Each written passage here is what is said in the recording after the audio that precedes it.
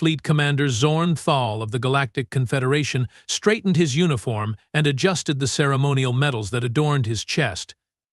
The integration ceremony for the new species was about to begin, and as the highest-ranking military official present, he needed to look impeccable. His 4 eyes blinked in sequence as he surveyed his reflection in the polished surface of his quarters. "These humans," he muttered to himself, mandibles clicking in annoyance. "Barely a century of space travel, and they think they deserve a place among the stars." The communication panel on his wall chimed. "Commander, the human delegation has arrived," announced his aide, Lieutenant Krell. "Very well. I will be there shortly." Zorn Thal took one final look at himself. 8 feet tall, with mottled blue skin that shimmered under the artificial lighting, he cut an imposing figure. His species, the Grax Nor, were renowned throughout the galaxy for their military prowess and discipline. And he, as fleet commander, represented the pinnacle of that tradition. "Time to welcome the monkeys," he said with a snort. The Grand Hall of the Confederation flagship Eternal Glory was packed with representatives from 37 spacefaring civilizations. The humans, being the newest addition, were positioned at the far end, looking uncomfortably out of place in their stark white uniforms. Zorn Thal made his way through the crowd, acknowledging salutes and greetings from various officials. The humans watched his approach with a mixture of awe and apprehension. Good. Fear was the appropriate response to his presence. "Welcome aboard the Eternal Glory," Zorn Thal announced as he reached the human delegation. "I am Fleet Commander Zorn Thal. You will address me as Commander or Sir. Is that understood?" The human at the front, a female with silver hair and a chest full of decorations that Zorn Thal found laughably primitive, stepped forward. "Admiral Janet Maxwell, Earth Defense Force." "Thank you for having us, Commander." Zorn Thal grunted in acknowledgement and turned his attention to the rest of the delegation. Most were older officials, but standing slightly behind them was a group of younger humans in cadet uniforms. "And what are these?" he asked, gesturing toward the cadets. Admiral Maxwell smiled proudly. "These are our top graduates from the Earth Defense Academy. They've been selected to train with the Confederation forces as part of our integration program." Zorn Thal moved closer to inspect the cadets. They stood at attention, faces forward, trying to appear confident. But he could smell their nervous sweat. Pathetic. "So these are Earth's finest?" he asked, not bothering to hide the sarcasm in his voice. "They look like larvae barely out of their eggs." One of the cadets, a male with dark skin and short black hair, had the audacity to make eye contact with him. Zorn Thal stopped in front of him. "Your name, human?" "Cadet First Class Lucas Reeves, sir," the human replied, voice steady. "Well, Cadet First Class Lucas Reeves," Zorn Thal said, drawing out each syllable mockingly. "Do you think you have what it takes to serve alongside Confederation soldiers?" "I do, sir," Reeves answered without hesitation. Zorn Thal laughed, a harsh barking sound that caused several nearby diplomats to flinch. "You humans are amusing. Your species has barely figured out faster-than-light travel, and yet here you stand, pretending to be equals." "With respect, Commander," Reeves said, maintaining his composure, "we are here to learn and contribute. We don't presume equality yet, but we are committed to earning our place." The hall had gone quiet. All eyes were on this exchange. "Earning your place?" Zorn Thal repeated, leaning in until his face was inches from Reeves. "You don't even understand what that means. The races in this room have fought and bled for millennia to create this confederation. What have humans done except squabble among themselves on your insignificant blue marble?" Reeves remained silent, but Zorn Thal could see a muscle twitching in his jaw. "Nothing to say now?" Zorn Thal pressed. "Perhaps you are not as confident as you pretended to be." "I was taught not to engage in pointless arguments, sir," Reeves replied calmly. Something snapped in Zorn Thal. This human, this infant species representative, was implying that speaking with him was pointless? Without thinking, he raised his hand and struck Reeves across the face with his open palm. The sound of the slap echoed through the hall. Gasps erupted from the assembled dignitaries. Admiral Maxwell stepped forward, face flushed with anger, but before she could speak, something unexpected happened. Reeves didn't fall. He didn't stumble. He didn't even flinch. He simply stood there, his head slightly turned from the impact, a trickle of blood forming at the corner of his mouth. Then, slowly, he turned his face back to Zornthal and smiled. It wasn't a pleasant smile. It was the kind of smile predators give their prey just before the kill. "Bad move, Commander," Reeves said softly, almost conversationally. And then several things happened in rapid succession. Reeves moved with a speed that Zornthal's eyes could barely track. One moment the human was standing at attention, the next his hand had shot out and gripped Zornthal's wrist with such force that the commander could feel his exoskeleton beginning to crack. "What?" Zornthal began, but his words transformed into a howl of pain as Reeves twisted his arm at an impossible angle. The guards rushed forward, but Admiral Maxwell raised her hand. "Stand down," she ordered, her voice cutting through the chaos. "This is between the commander and Cadet Reeves now." Zornthal found himself on his knees, his arm bent painfully behind his back, the human cadet maintaining his grip with seemingly minimal effort. "Please," Zornthal gasped, pride forgotten in the face of excruciating pain. "Release me." 3 seconds, Reeves said, his voice still unnervingly calm. "It took you 3 seconds to go from arrogance to begging. That might be a new record." The hall was dead silent now. No one moved. No one spoke. All eyes were fixed on the spectacle of the mighty fleet commander Zornthal brought to his knees by a human cadet. "You are probably wondering how this is possible," Reeves continued, casually, as if they were having a pleasant conversation. "You see, there's something your intelligence reports apparently missed about humans. Something rather important." Zornthal could only grunt in response, the pain clouding his thoughts. "Earth isn't a low-gravity world by galactic standards," Reeves explained. "It's actually quite high, and that means we evolved to be much stronger than most spacefaring species. Add to that the fact that I personally grew up in a mining colony on Ganymede. That's one of Jupiter's moons. The gravity there is even higher than Earth's due to our artificial enhancement systems, makes for strong bones and muscles." Admiral Maxwell stepped closer. "Cadet Reeves, I believe you've made your point. Please release the commander." "Of course, Admiral," Reeves replied, immediately letting go of Zornthal's arm. The commander collapsed forward, cradling his injured limb. His mind raced with confusion and humiliation. How had this happened? How had he so drastically misjudged the situation? Maxwell extended a hand to help him up. After a moment's hesitation, Zornthal took it, surprised again by the strength in her grip as she easily pulled him to his feet. "Commander Zornthal," she said formally, "I trust this incident won't affect our species' integration into the Confederation. We come in peace and with respect, but we also come with the expectation of being treated as equals. Is that understood?" Zornthal looked around the hall. The representatives of the 37-member races were watching him, waiting for his response. His reputation, perhaps even the reputation of his entire species, hung in the balance. "Understood, Admiral," he managed to say, his voice hoarse. "Excellent," Maxwell replied with a smile that didn't reach her eyes. "Now, shall we continue with the ceremony?"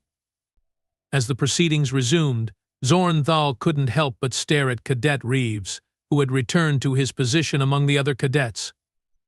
The human caught his gaze and gave a slight nod, as if acknowledging a worthy opponent.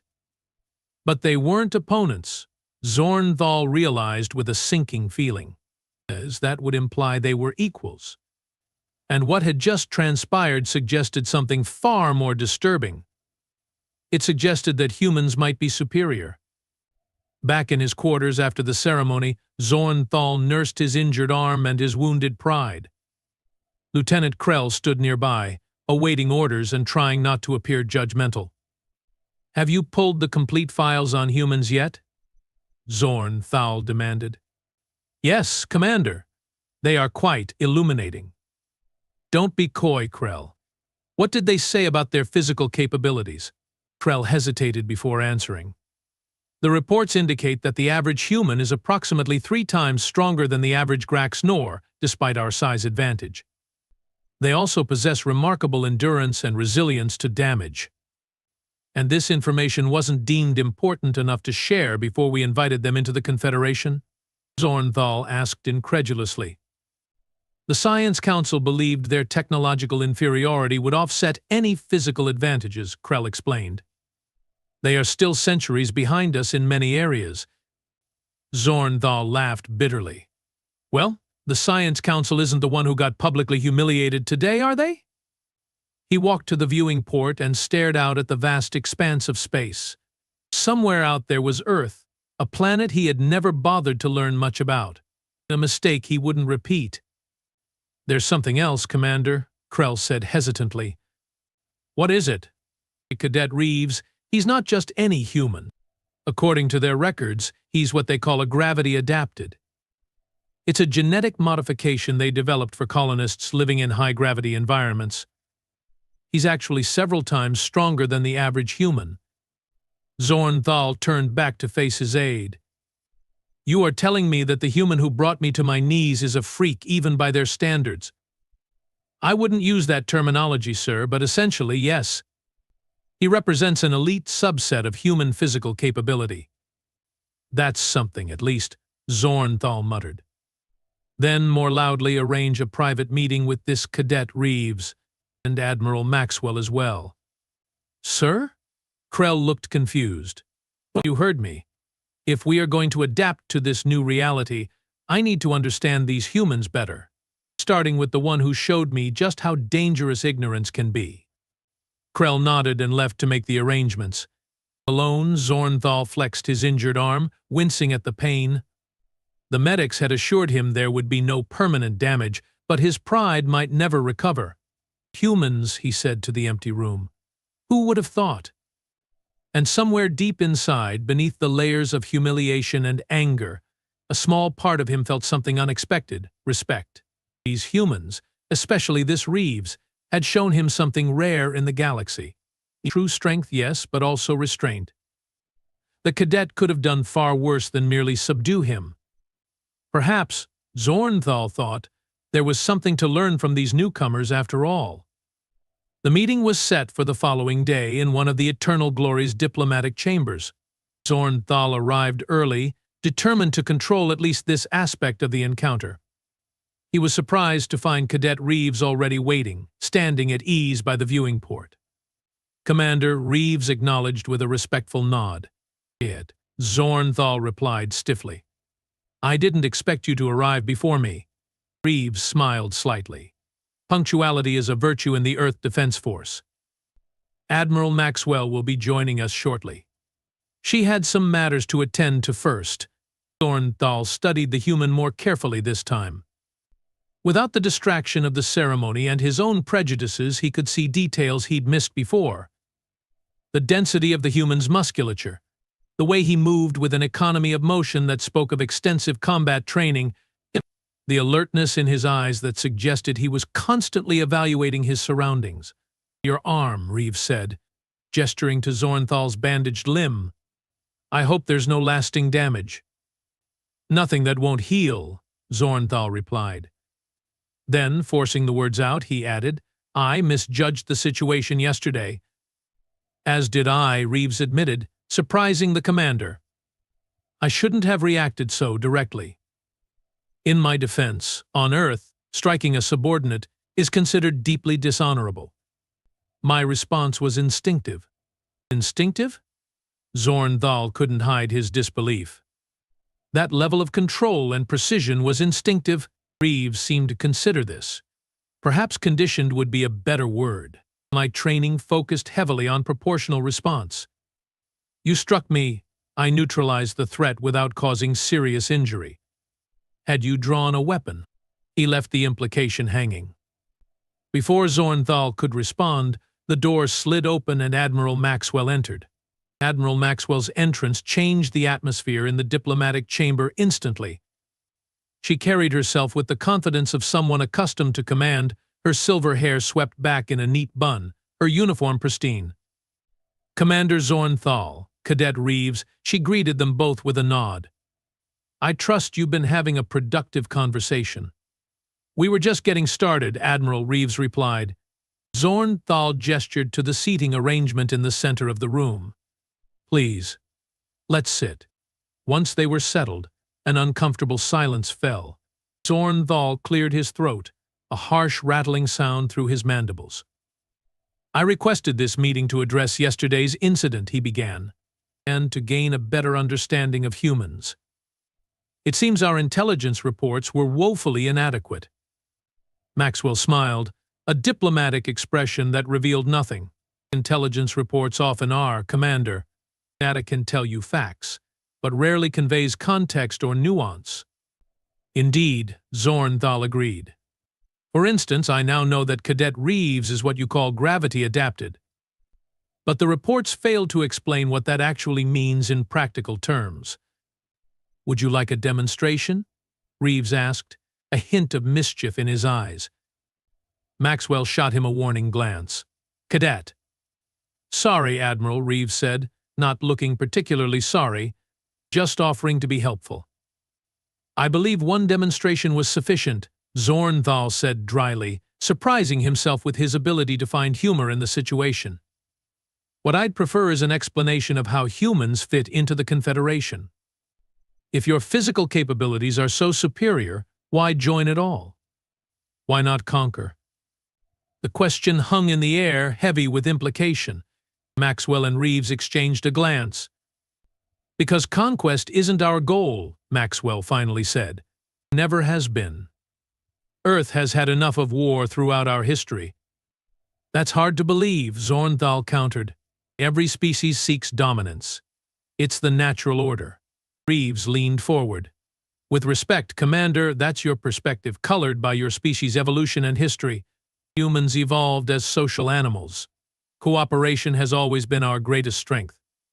Yet your historical records show countless wars, Zornthal pointed out. Yes, Maxwell acknowledged. We've fought each other for resources, territory, ideology. But we've learned from those mistakes. The last global war taught us that cooperation is not just morally preferable but practically necessary for survival. The last global war, Zornthal repeated. Our records mention this, but with little detail. Maxwell's face grew somber. It nearly destroyed us.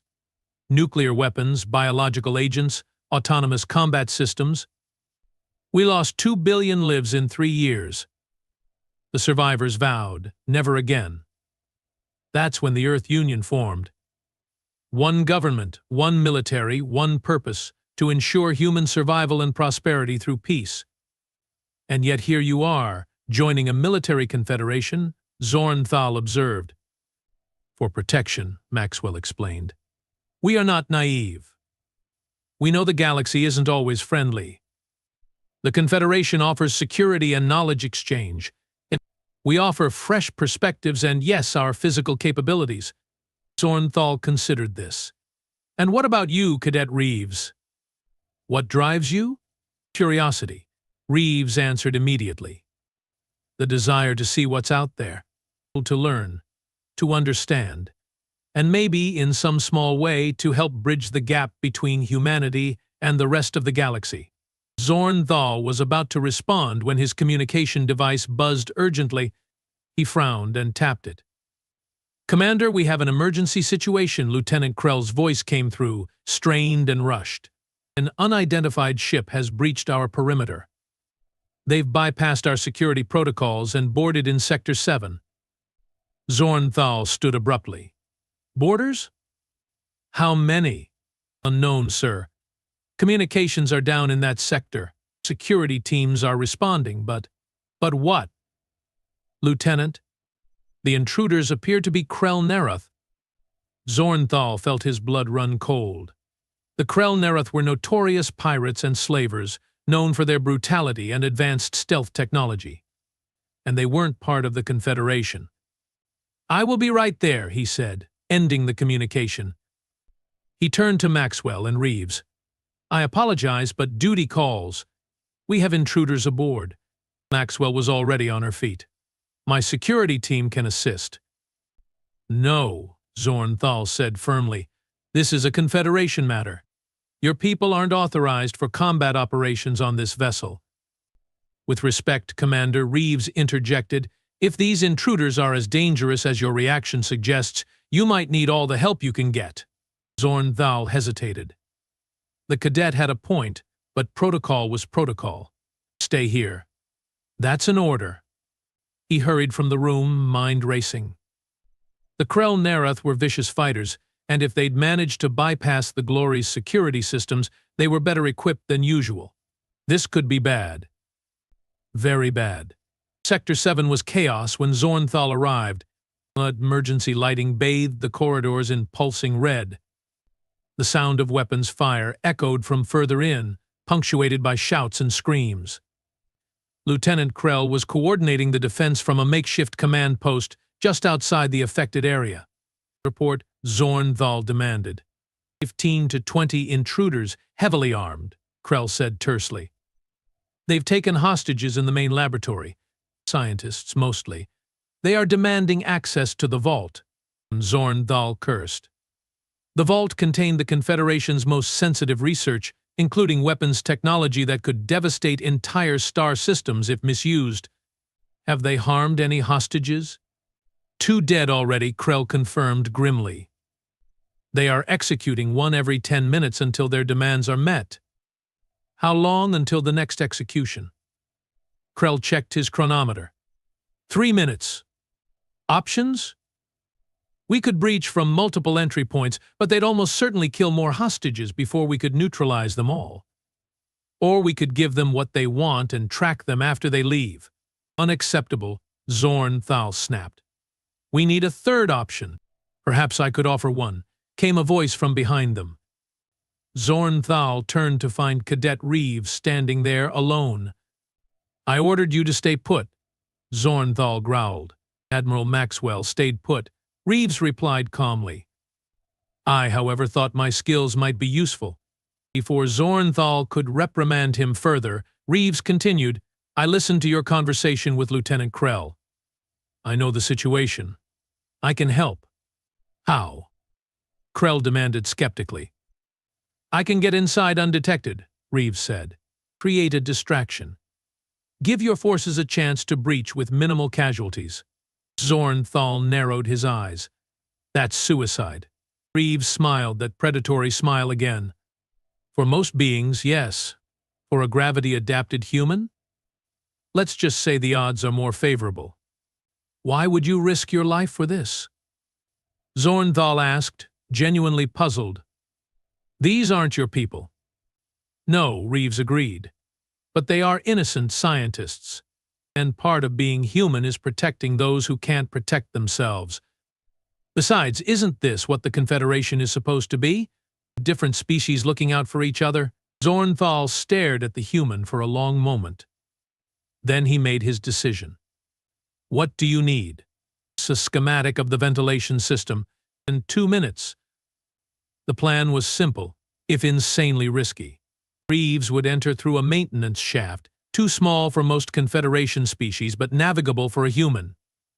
He would create a distraction at the far side of the laboratory, drawing the Krell Nerath's attention. When they were focused on him, Confederation forces would breach from 3 entry points. Remember, Zornthal instructed his security teams, prioritize hostage safety. Only engage targets with clear shots. He checked his chronometer. 1 minute until the next execution. Reeves should be in position already? Teams ready? He asked over the comm. 3 affirmatives came back. On the human signal, we move, Zornthal ordered, still not entirely believing he was trusting a cadet with such a crucial operation. The seconds ticked by. 30 seconds to execution. 20. 10. Then it happened. A tremendous crash came from inside the laboratory, followed by shouts of surprise and fear. Through the security feed, Zornthal saw chaos erupting at the far end of the room. Someone was moving with blinding speed among the Krell Nerath, knocking them down, disarming them, a blur of motion too fast for the camera to track clearly. Zornthal shouted into his comm. Security teams breached from all 3 entry points, flooding into the laboratory with precision and discipline. The Krell Nereth, already disoriented by Reeves' attack, were caught completely off guard. Zornthal led his team through the main door, weapon raised, scanning for threats. The scene before him was unlike anything he'd witnessed in his long military career. Half the Krell Nereth were already down, either unconscious or disabled. The rest were trying desperately to fend off a single human who moved among them like a force of nature. Reeves wasn't just fast, he was using the pirates' own momentum against them, redirecting their attacks, striking vulnerable points with devastating accuracy. One particularly large Krell Nereth managed to grab a female scientist, holding a blade to her throat. "Stop," he roared. "Stop or she dies." Everything froze. The security teams hesitated, weapons trained but unable to fire without risking the hostage. Reeves halted his assault, standing motionless 10 feet from the pirate leader. "Everyone back," the Krell Nereth demanded. "Drop your weapons, or I start cutting pieces off her." Zornthal caught Reeves' eye across the room. The human gave an almost imperceptible nod. "All teams, stand down," Zornthal ordered, lowering his own weapon. The pirate leader laughed, a harsh, grating sound. "Smart move, Commander. Now you are going to open that vault or—" He never finished the sentence. In a move too quick to follow, Reeves had closed the distance between them, twisted the blade away, and separated the pirate from his hostage. The Krell Nereth found himself on his knees, arm bent painfully behind his back in a now familiar position. "Funny how history repeats itself," Reeves remarked casually to Zornthal, who couldn't help but notice the parallel to their own encounter. The remaining pirates, seeing their leaders subdued, surrendered without further resistance. The medical teams rushed in to attend to the hostages, while security personnel secured the prisoners. Zornthal approached Reeves, who had handed the pirate leader over to the guards and was now checking on one of the injured scientists. "A cadet," Zornthal said, formally. That was impressive. Reeves straightened and saluted. "Just doing my duty, Commander." "Your duty was to follow orders, which you disobeyed." Zornthal's tone was stern, but there was no real anger behind it. How could there be, when the human's actions had saved so many lives? "Yes, sir. I accept any disciplinary action you deem appropriate." Zornthal waved a hand dismissively. "I think we can overlook it this once, given the circumstances." Relief flooded the cadet's face. "Thank you, sir." "Don't thank me yet," Zornthal warned.